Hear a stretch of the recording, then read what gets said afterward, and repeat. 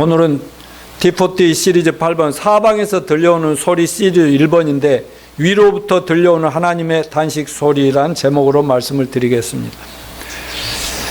미국의 백화점 왕이었던 존 워너메이커에게 대통령으로부터 연락이 왔습니다. 그의 탁월한 경영 솜씨를 가지고 장관직을 하나 맡아달라는 부탁이었습니다. 그는 한마디로 거절했어요. 대통령이 왜 거절하느냐고 이유를 물었을 때 그는 대답했습니다. 나는 교회학교 교사인데요. 내가 만일 장관이 되어 나라 일에 바빠 아이들에게 성경을 가르치지 못하면 어떻게 합니까? 그랬더니 대통령이 무슨 일이 있어도 교회학교 교사직을 계속할 수 있도록 보장하겠다고 약속하니까 워너메이커가 장관직을 수락했다는 얘기입니다. 신문기자가 그를 만나가지고 미국의 장관직이 그래 교회학교 교사만 또 못하느냐고 물었을 때 그의 대답은 이와 같았습니다. 그야 교회학교 교사직은 내 본업이거든. 근데 장관직은 내 부업이니까 내가 일평생 해야 될 교회학교 교사직이 성경교사가 본업이지 한두 해 하다 말 장관직이 내 본업이겠냐고 이렇게 얘기를 했습니다. 여러분, 우리가 지금 하나님의 일을 하기 위해 부름받은 이 자리에 그저 한때 잠깐 경험해보고 취미적으로 이 자리에 앉아있는 거 아닌 거 맞죠? 그야말로 검은 머리 팥뿌리가 되도록 일평생 해야 할 본업으로 생각하며 강한 소명감을 가져야 되지 않겠습니까? 오늘 본문 말씀을 보면은 예수님 탄생 약 700년 전에 구약의 선지자 이사야가 거룩하신 하나님을 영적으로 만나는 거예요. 그리고 하나님의 말씀의 대언자로 부르심을 받는 장면입니다. 이사야는 이스라엘 역사상 많은 선지자들이 있잖아요. 예언자들이 하나님의 말씀을 대언한 예언자가 있었는데 위대한 선지자 중에 한 분인데 그는 이스라엘의 장래와 인류 역사의 장래까지 그리고 예수님의 동정녀 탄생 또 예수님의 십자가의 죽으심 그리고 부활 등의 놀라운 예언을 하나님께서 벌써 몇백 년 수백 년 전에 보여주신 대로 선포를 했던 분이라 이겁니다. 오늘 읽은 본문 말씀이 배경을 보면 때는 남왕국 유다왕 우시야 왕이 죽던 해였습니다. 우시야는 유대 나라의 10번째 왕으로서 부친 아마샤를 이어서 52년 동안 한 나라를 통치한 아주 착하고 하나님이 쓰신 왕 중에 한 사람이었습니다. 그런데 오늘 본문 1절에 보니까 우시야 왕이 죽던 해에 내가 본즉 주께서 높이 들린 보좌에 앉으셨는데 여기서 저는 언제나 이 말씀에 주목을 합니다. 이 어떤 부분이냐 우시야라는 왕이 죽고 나니까 이사야 선지자가 그때서 천상에 계신 보좌에 앉아 하나님이 보이고 하나님의 음성을 들었다 하는 내용입니다. 하나님의 종이라는 이사야뿐만 아니라 하나님을 믿는다는 온 백성들이 역사상 가장 훌륭한 왕이라는 우시야 왕이 해는 통치만 이거는 보이는데 하나님을 못 봤던 것 같아요. 그렇습니다. 여기에 가장 굉장히 중요한 교훈이 있네요. 우리들도 오늘날 사람들이든가 세상 돈이라든가 권력이라든가 정치라든가 목회자들에게는 사역이라든가 교회 성장이라든가 교회 성도들에게는 그냥 목사만 보인다든가 또 자기 세상 일만 보이는 이런 것 때문에 하나님이 안 보이고 하나님의 음성을 듣지 못하는 경우가 많이 있을 수 있구나 하는 것을 배워야 된다는 것입니다. 그런데 이사야는 우시야 왕이 죽자마자 하나님의 영광을 본 거예요. 그리고 하나님의 음성을 듣게 되었다. 그리고 하나님 부르심을 들었다는 거죠. 당시는 이사야의 조국인 이스라엘 나라가 참 국가적인 위기를 당했어요. 정치를 하나님 뜻대로 잘했던 강력한 왕이 또 너무 잘하다 보니까 교만해지잖아요. 그러니까 하나님의 징계로 또 죽게 된 겁니다. 그런가 하면 바로 그때 주변에 이방 나라, 하나님 안 믿는 나라들은 막, 힘이 강해져가지고 말이에요. 이 국가적인 위기가 닥친 겁니다. 개인적으로도 이사야에게 위기가 왔는데, 이사야는 우시야 왕의 사촌이었기 때문에 그 나름대로 백그라운드가 있으니까 그 중요한 자리를 하나 맡아가지고 뭐 궁궐을 마음대로 출입하던 그런 사람이었는데, 그렇기 때문에 왕이 죽었다고는 사실은 백이 없어지니까 이제 정치적으로도 모두 끊어진 거죠. 그러니까 개인적인 면에서나 국가적인 면에서 이것은 분명한 위기요 환란입니다. 그러나 이 위기는 새로운 기회가 된다는 것을 오늘 말씀에서 발견할 수가 있습니다. 예수님을 믿음으로 하나님의 백성이 되어 믿음으로 주 안에 사는 사람들은 언제나 위기가 우리에게 닥치는 고난과 시련이 나쁜 것만은 아니라는 것을 믿으시기 바랍니다. 때로는 환난을 통해서, 고통을 통해서 우리는 귀중한 진주를, 새로운 보화를 발견해야 된다는 사실을 깨닫기를 바랍니다. 어쩜 이 상황이 우리나라 현실과 비슷합니다.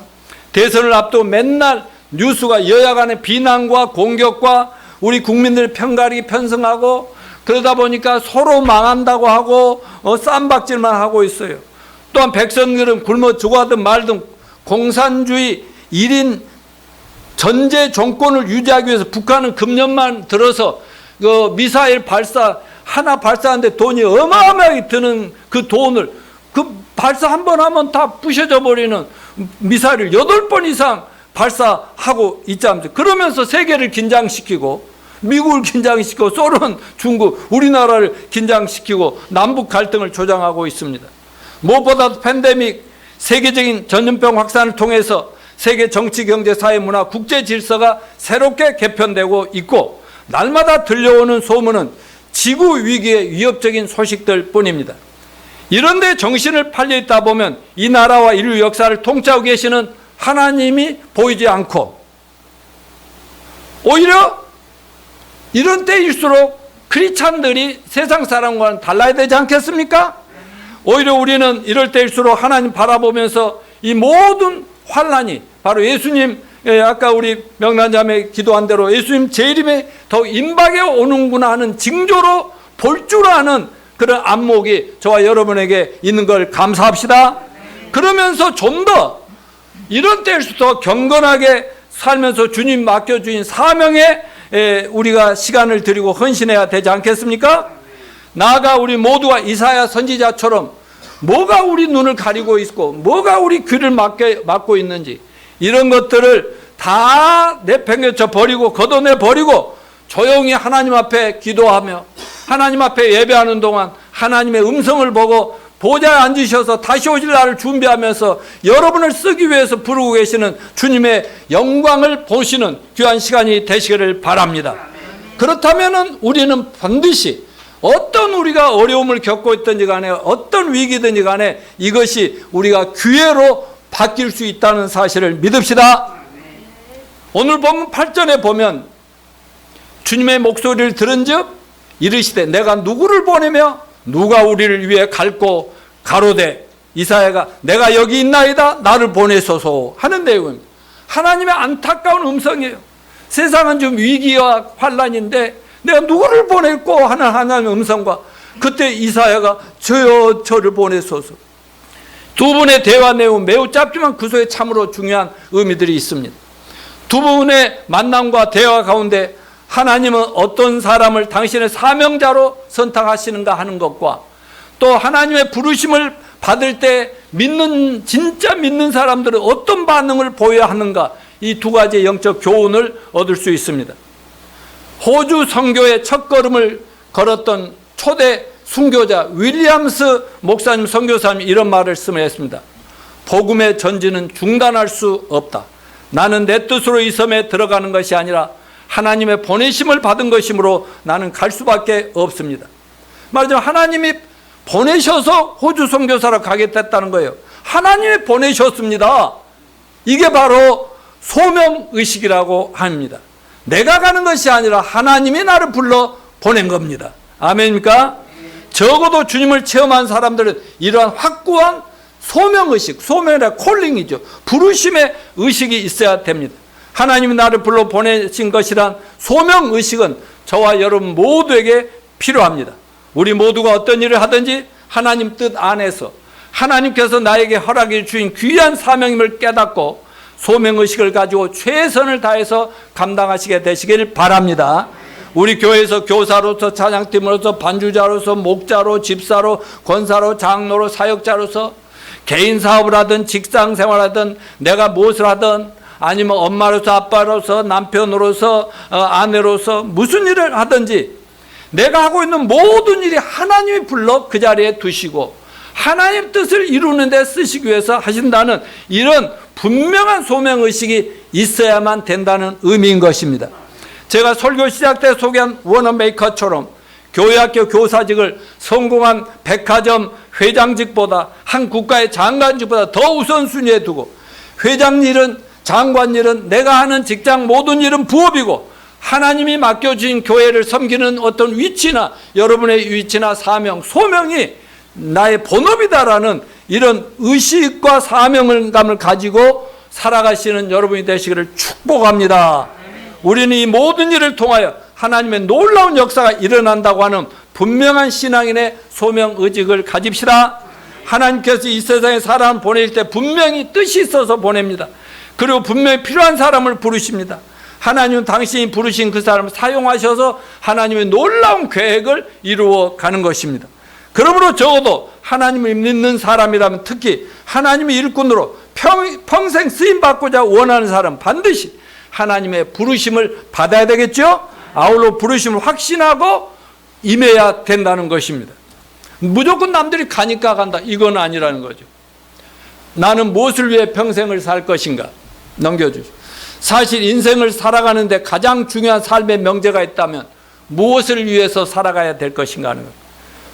저는 자주 얘기했습니다만 구원받기 전 청년 시절에 아주 가장 큰 고민거리가 뭐냐면 뭐 성공하고 돈 벌고 부자 되고 뭐 이게 문제가 아니라 평생 어떤 일을 하면서 살아야 후회가 없고 죽기 전에 내가 참으로 보람차게 잘 살았구나, 행복하게 잘 살아간다, 나는 이래봬도 성공한 인생을 살았구나, 이게 뭘까, 이걸 발견하는 것이 제 어려서부터 젊었을 때 아주 최고의 고민이었다니까. 그래서 해답을 찾기 위해서 얼마나 몸부림치고 했었는지 모릅니다.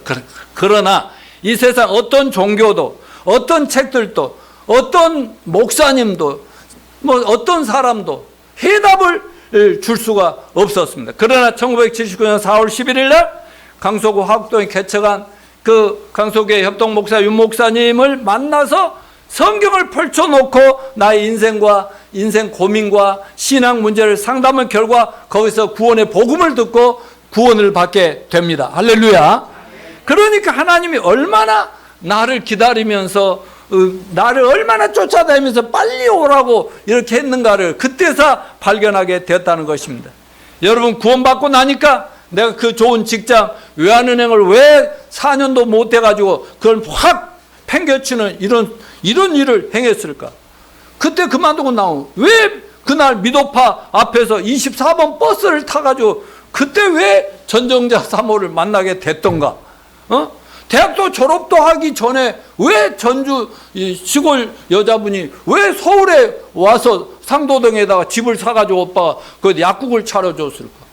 근데 왜 또 나를 만나가지고 이 여인은 그냥 연애는 하다 헤어질 상대가 아니라 내가 평생 지팡이가 되어줘야 되겠다 하는 또 그런 뭐 마음이 이제 둘이 마음이 통해가지고 그러면 내가 평생 책임질게. 그러나 지금은 안 돼. 나 좀 시간 좀 달라. 그래가지고 이제 그랬는데 얼마 안 되니까 오빠가 딱 집을 딱 팔고 내려가고 전주에다 약국을 시작을 해버리더라니까.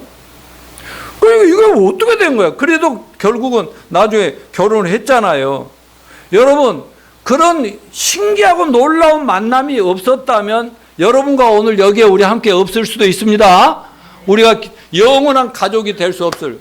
그리고 저분을 안 만났다면 내가 은행을 그만두지 않고 24번 버스를 안 탔다면 우리 오란이 하늘이 주라가 있겠어요 없겠어요? 그러면 그 밑에 손주들이 있어요 없어요? 없죠. 이런 걸 생각하면 할수록 놀랍고 원더풀하다 이거죠. 이런 저는 몰랐지만 그 하나님 만나서 주님을 따르다 보니까 하나님은 태어날 때부터 나를 계획을 가지고 이 세상에 태어나게 했고, 때가 되니까 착착착 해갖고 나를 낙하채 해가지고, 그러면 분명히 내가 할 일이 있었겠어요, 없었겠어요? 분명히 있으니까 나를 그대로 쫓아다니시면서 기다려 주시다가 나를 낙하챘다 이 말이죠. 그건 바로 뭐냐? 노양모의 타고난 기질, 하나님 주시는 은사, 재능, 이 모든 걸 볼 때 너는 내 종이 돼서 복음 전도해야 돼. 사람을 구원해야 돼. 제자를 만들어야 돼. 교회를 세워서 거룩한 하나님 나라를 네가 얼마나 원했냐, 그거를 네가 해야 돼. 그래서 불러주신 거 저는 너무너무 감사합니다. 이런 걸 콜링이라고 하는 거야. 소명이라고 얘기합니다. 부쿠라파의 기독교 철학자 케르케고르, 넘겨줘. 케르케고르라는 철학자가 있죠. 22살 때 자기 일기장에 이런 글을 남겼어요. 온 천하가 무너져도 내가 붙들고 놓칠 수 없는 이것을 발견해야만 한다. 이것을 위하여 살고 이것을 위하여 죽을 수 있는 나의 사명 말이다. 아까 내가 한 고민과 똑같아요. 스위스의 사상가의 칼 힐티도 내 인생 최고의 날이 있다면 나의 사명을 자각하는 날일 것이다. 하나님께서 나를 이 목적을 위해 쓰시겠다고 작정하신 그것을 깨닫는 일 말이다 라고 말했습니다. 자, 넘겨줘 보세요. 동양의 최고의 현인이라는 공자도 아침에 도를 깨달으면 저녁에 죽어도 좋다 라고 한 말이 무엇을 의미하겠습니까? 저도 이 말을 구원받기 전에 자꾸 구원받은 후에도 자꾸 써먹고 있거든요. 그건 바로 한 번 태어난 인생 누구나 하는 먹고 사는 일 말고 뭘 하면서 사는 것이 인생을 잘 사는 걸까? 어차피 죽을 인생인데, 이런 고민을 하다가 그걸 딱 깨달으면 죽어도 좋다. 근데 공자는 우리가 그 깨달아야 할 도가 누구예요? 예수 그리스도입니다. 예수님이 내가 곧 길이요, 길이 도란 말이에요. 내가 길이요 진리요 생명, 나로 말미암아 아버지께 올 자가 없다. 그러니까 예수님이 도인데, 아무리 현인들이라고 좋은 일, 훌륭하고 사람, 제자들 많이 다른 사람이 있었다, 종교 지도자라도 예수님 못 만났으면 도를 못 깨달은 거잖아요. 잘못 산 거잖아요. 그거를 우리 모두가 깨달은 거 하나님께 감사합시다. 문제는 우리가 어떻게 이 사명을 발견할 수 있느냐. 그런데 구약 성경 읽어보면 혹은 교회 역사를 보면 하나님께서 귀하게 쓰시는 사람들은 나라와 민족 그리고 자신의 삶의 고통과 시련 앞에서 하나님 앞에 엎드려 눈물로 간절히 기도하고 주여 길을 보여달라고 할 때 하나님께서 짱 하고 나타나서 불러줘서 놀랍게 사용했다는 것을 볼 수가 있습니다. 오늘 본문에서 배워야 하는 인생의 가장 중요한 사건이 두 가지 사건이 있습니다. 인생에서 가장 중요한 두 가지 질문이 있는데, 이 질문에 확고한 명확한 대답을 할 수 없으면 아직 인생을 제대로 살았다고 말할 수 없어요. 자, 제가 질문에 대답하세요. 여러분 구원 받았습니까? 네. 오늘 당장 세상을 떠나 천국에 확실히 갈 수 있습니까? 네. 죄사함과 구원의 확신이 있습니까? 네. 예, 이게 첫 번째 질문이고, 두 번째, 당신의 사명은 무엇입니까? 당신은 무엇을 하라고 부름을 받았다고 생각합니까? 이 두 질문에 대한 대답을 경험하는 인생의 가장 중요한 사건이 바로 구원 사건, 하나님의 부르심, 즉 소명 사건인데, 이 두 가지가 너무나 중요하지만 그러나 누구나 먼저 구원을 받아야 되겠죠? 예, 예수님을 만나서 하나님 베푸시는 죄사함과 구원의 확신을 받는 것이 중요합니다. 구원이란 죄 때문에 깨어져 버린 하나님과의 만남을 통해서 죄사함 받고 하나님 자녀로 같이 태어나서 하나님과 바른 관계, 부자 관계, 부녀 관계를 다시 맺는 것을 구원 사건이라고 합니다. 이 구원 사건은 세상에 태어나면 누구나 반드시 한 번은 거쳐야 할 사건이죠. 구원은 자신의 죄악을 알고 회개하고 하나님 제시한 죄사함과 구원의 길인 예수 그리스도의 복음을 듣고 믿어서 얻는 겁니다. 이건 우리의 선행이나 종교적인 행위나 종교적 의식이나 우리의 수행이나 고행이나 헌신, 봉사, 자기 희생 등으로 얻어지는 것이 아닙니다. 오직 하나님의 은혜로 거저주시는 선물인데 그걸 듣고 깨닫고 아멘하고 그저 받으면 되는 것입니다. 구원을 통해 먼저 하나님과 우리 사이에 막힌 담벼락이 허물어지고 하나님과 하나가 될 때 하나님 앞에 언제든지 떳떳이 당당히 설 수 있고 하나님의 교제가 시작되고 대화가 시작되는 것이며, 하나님 우리를 거룩하고 위대하고 선한 인류의 구원 사역에 우리를 쓰시기 시작할 것입니다. 크든 작든 어떤 자그마한 일이든 큰 일이든 하나님이 그때부터 사용하신다는 사실, 여러분 지금 쓰임 받고 계신 거 믿으십니까?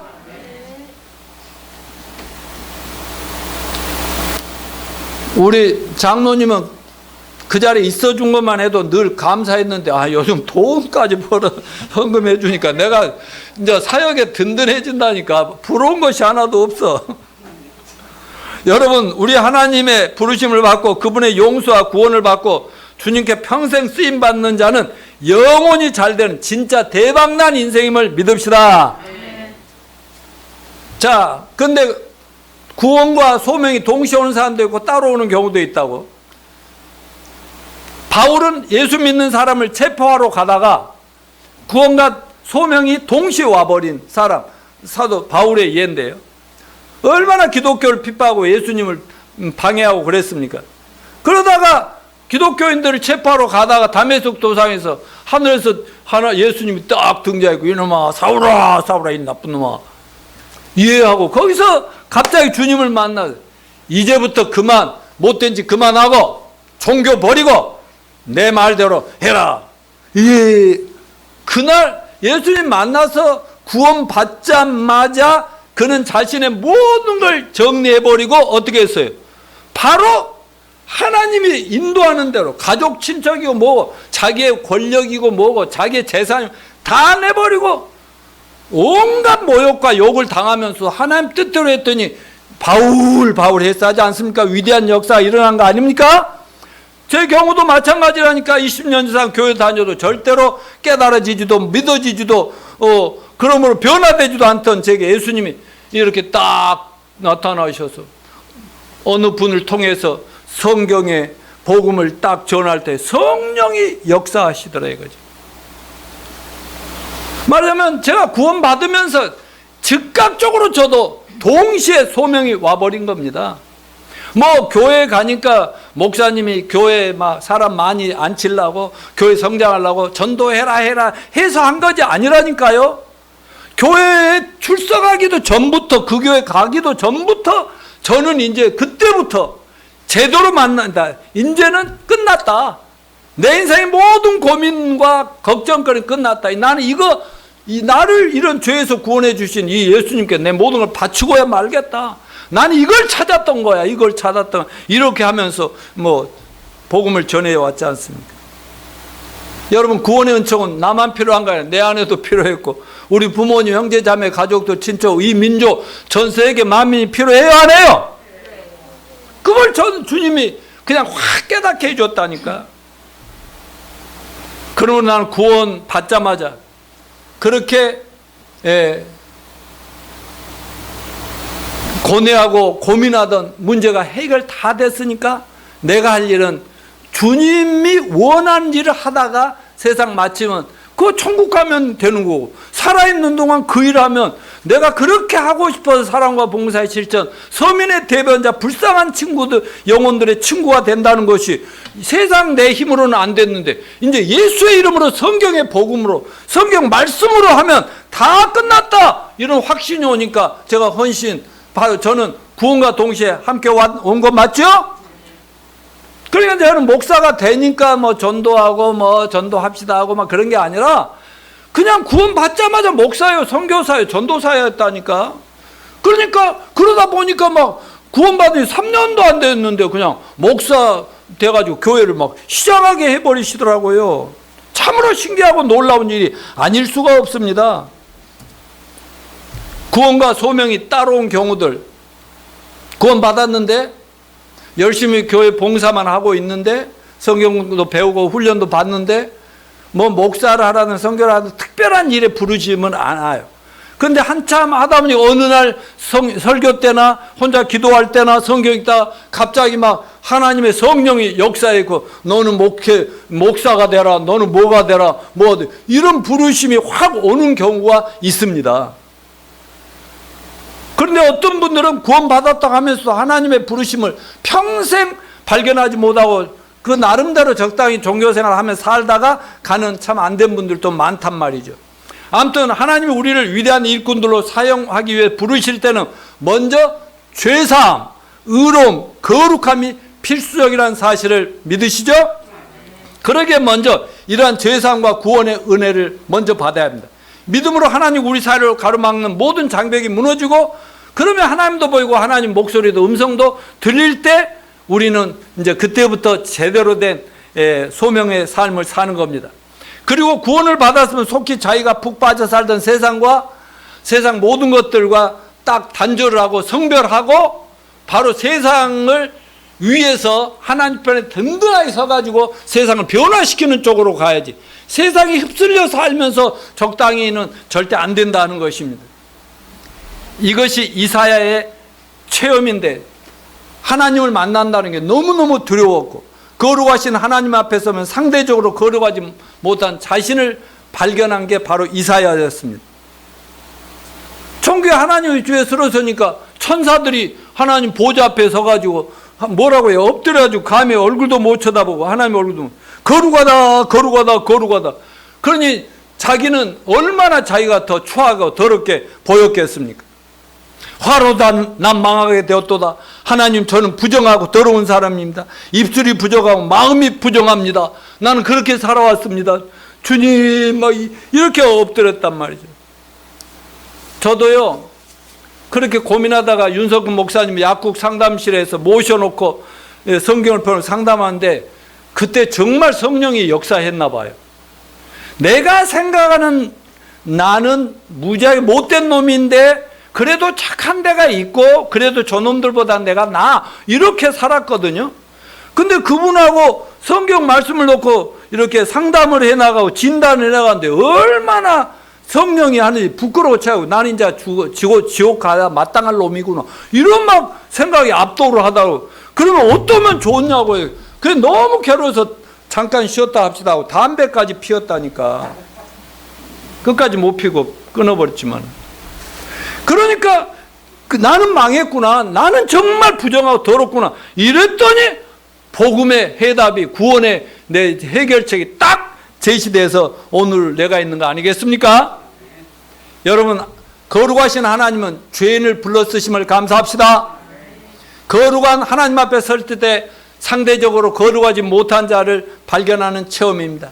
투명한 거울 앞에 서면은 더 잘 볼 수 있는 것 같이 마찬가지로 거울이 투명하고 깨끗해질수록 나 자신이 더 분명하게 드러나듯이, 여러분, 너무 잘생긴 사람 만나면 어때요? 내가 상대적으로 안 생긴 것 같이 보이잖아요.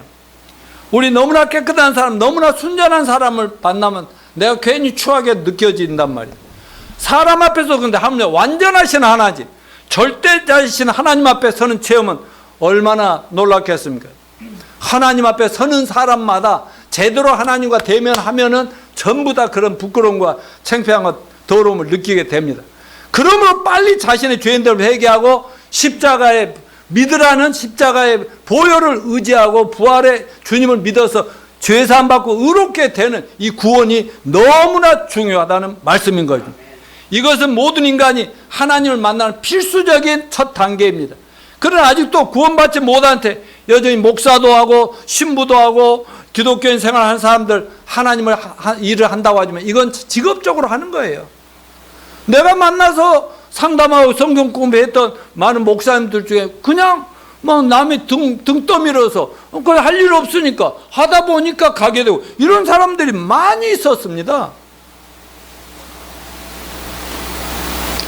여러분, 하나님은 죄인을 사용할 수 있어요, 없어요? 죄인을 사용하지 않습니다. 그러므로 인간이란 먼저 구원의 복음을 듣고 믿음으로 죄사함과 하나님 자녀로 거듭난 구원받고 반드시 거룩하신 하나님이 나를 사용하시겠다는 부르심이 있을 때 제대로 쓰임받게 되는 겁니다. 그래서 신학교를 나중에 들어가는 사람들한테 제대로 된 신학교는 두 가지 필수적인 글을 써내라고 해요. 첫째는 구원 간증문. 분명히 구원받은, 구원 안 받은 사람들은요, 제대로 된 신학교는 들어갈 수도 없어요. 두 번째는 소명 간증. 그럼 언제 어떻게 하나님이 너를 목회자로 불렀기에 신학교로 왔냐, 이런 것이 있는 거예요. 하나님은 구원받은 거룩한 종들을 사용하심을 믿읍시다. 하나님 나라에 큰 그릇도 있고 작은 그릇도 있어요. 작은 그릇은 작은 그릇대로 쓸 때, 큰 그릇은 큰 그릇대로 쓸 수 있습니다. 뭐 주부들은 뭐 다 아시겠지만 많은 그릇 가운데 큰 그릇만 씁니까? 아니요, 작은 그릇도 나름대로 소중합니다. 저도 요즘 완전 주부 집안 일도 내 일 중에 하나거든요. 몇 가지 일 중에 중요한 일입니다. 확신이 와요. 여러분, 만일에 기름 소금이 좀 고기 찍어 먹으려 기름 소금 필요한데 이따만 그릇에다 막 소금 해갖고 그렇게 먹는 사람이 어디 있어요? 보니까 조그만 것 있더만 그 식찬장에 조그만 그릇에다 소스 같은 거 조그만 데서 찍어서 하는 거지. 그리고 또 하나 부엌에 설거지를 어쩔 때는 못 해놓고 막 저녁에 막 갑자기 돌아가지고 밥을 저기 준비해야 될 때였는데 그럴 때 그거 더러운 거 갖다 거기다 막 밥퍼서 먹여요? 안 되죠. 딱 그거 놔두고 새 거 가지고 다 하고 나서 나중에 다 씻어서 엎어 놓는 거 아니에요. 그러니까 크고 작냐 이 문제가 아니라 다 쓰임새가 있다 이 말이에요. 근데 하나님은 죄사함 받고 구원받 확신이 있는 그런 사람, 깨끗한 사람만 쓰십니다. 아멘요. 여러분 구원 받았죠? 구원 받았는데 우리가 잘못할 수 있어요, 없어요? 그러면 어떻게 하라고 했어요? 요한일서에서 사도 요한은 자백하고 빨리빨리 즉각 자백하고 용서를 받고 그냥 깨끗한 죄 주여 제가 여기 있나이다 이렇게 하면 하나님이 여러분 삶의 현장에서 이렇게 저렇게 얼마든지 사용하실 수 있다는 것. 그러니까 목사가 되고 뭐 선교사 되고 뭐 대단한 사람이 돼야 된다는 얘기 아닌 거 믿으십시다.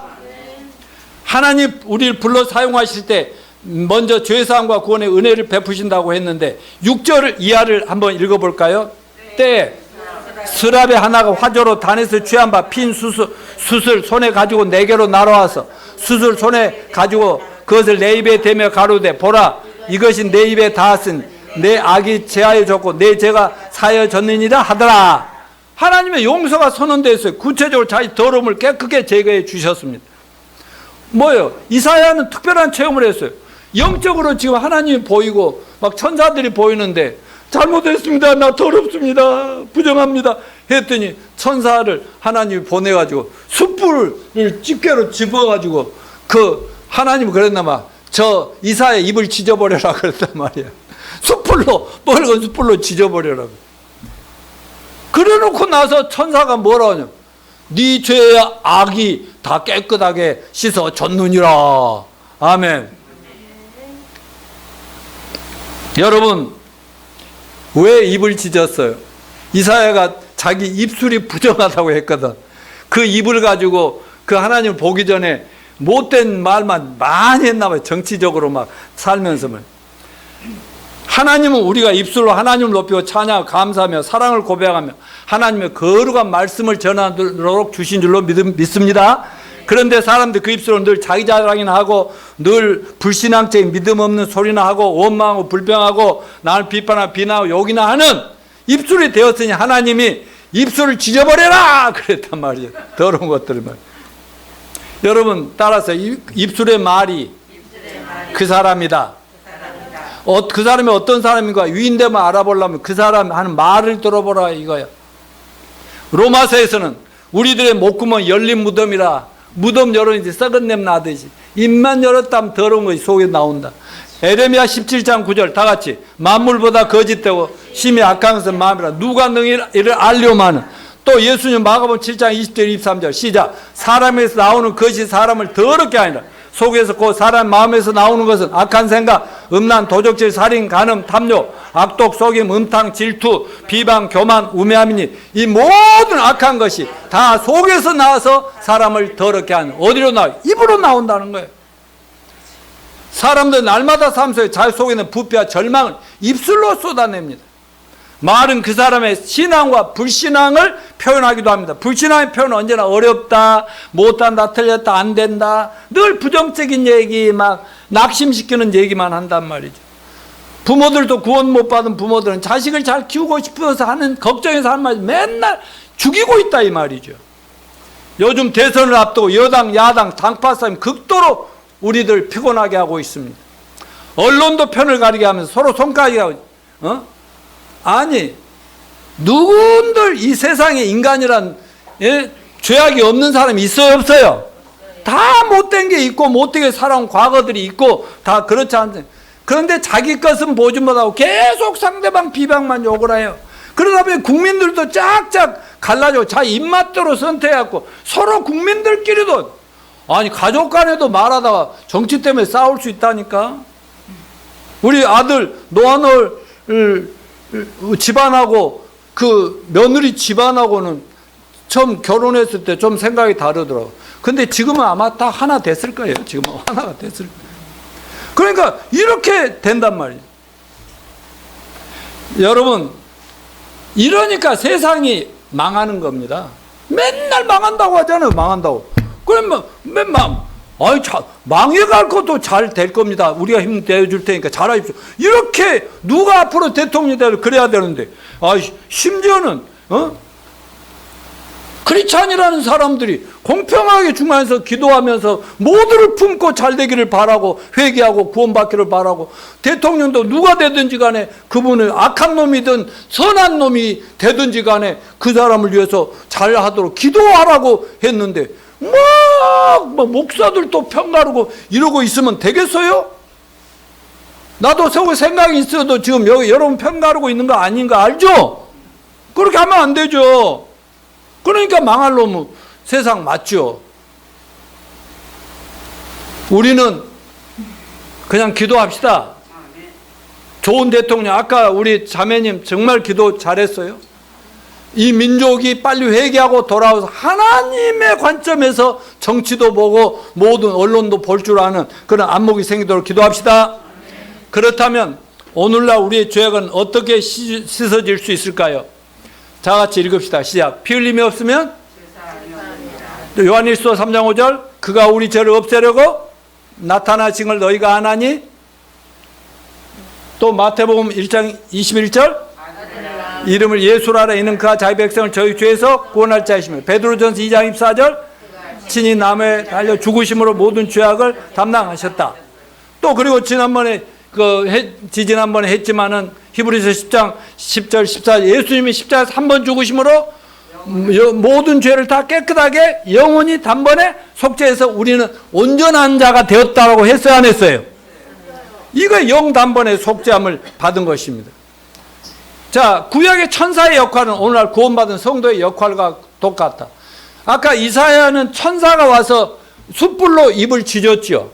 그래서 너는 이제 깨끗하여졌다. 네 죄는 없다. 이제부터 하나님의 거룩한 말씀을 전해라. 불렀죠? 그 역할 오늘날 누가 해야 돼요? 목사만 해야 돼요? 저와 여러분 구원받고 죄사함 받은 여러분 모두는 언제 어디서 누구를 만난지 간에 예수 그리스도가 당신의 죄를 위해 죽으시고 3일 만에 부활했으니 지금 회개하고 예수님을 마음에 믿으면 당신은 무죄 판결을 받습니다. 그러면서 간증하라고 했어요, 안 했어요? 나도 이렇게 교회만 안 다니다가 죄가 많은, 이렇게 하다가 예수 믿음으로 죄사함 받고, 지금 나도 부족한 인간이지만 하나님은 나를 무죄 선고했습니다. 나는 죄가 없었습니다. 구원받았습니다. 당신도 오늘 당장 구원받을 수 있어요. 막 이렇게 얘기해주는 역할이 바로 천사의 역할이 저와 여러분이 해야 될 역할인지 믿으시기 바랍니다. 자, 말씀을 정리하면서 하나님이 마지막에 뭐라고 그랬어요? 이 누가 우리를 위하여 가서 이 복음을 전할꼬, 하나님 말씀을 전할꼬 하고 탄식을 했을 때 뭐라고 그랬어요? 예수님도 신약에서 추수할 것은 많은데 일꾼이 부족하고 없구나. 추수할 일꾼을 위해서 기도하라 했잖아요. 그러면 우리가 구원받은 성도라면 우리 모두는 어떻게 해야 돼요? 주여 내가 여기 있나이다. 나를 사용하여 주시옵소서.